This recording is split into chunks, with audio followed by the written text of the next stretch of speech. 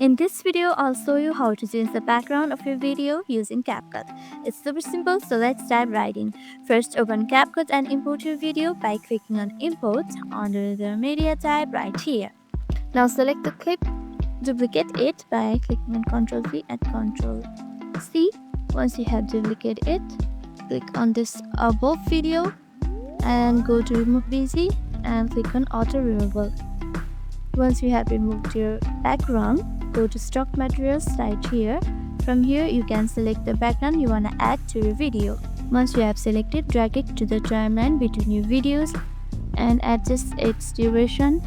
Once you have adjusted it, your video is already added.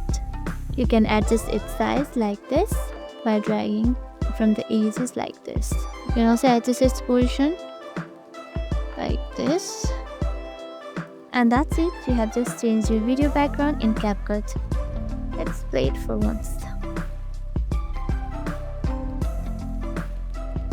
Super simple, right? If this video helped you out, make sure to like, subscribe and leave a comment if you want more CapCut tutorials. Thank you for watching and I'll see you in the next video.